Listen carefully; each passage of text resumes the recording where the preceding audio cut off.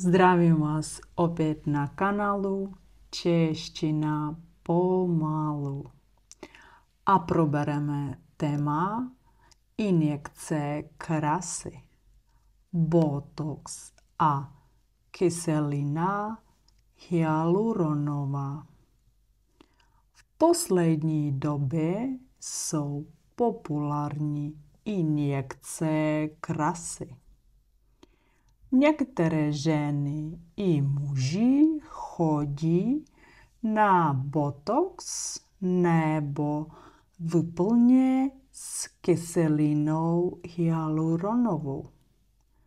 Tyto procedury pomáhají proti vráskám a dělají pleť mladší. Botox uvolňuje svaly v obličeji, takže vrásky nejsou vidět.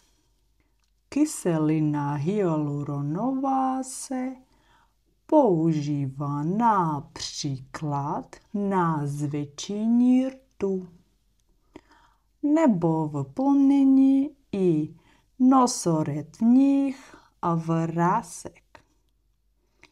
Je důležité jít k dobrému a zkušenému doktoru.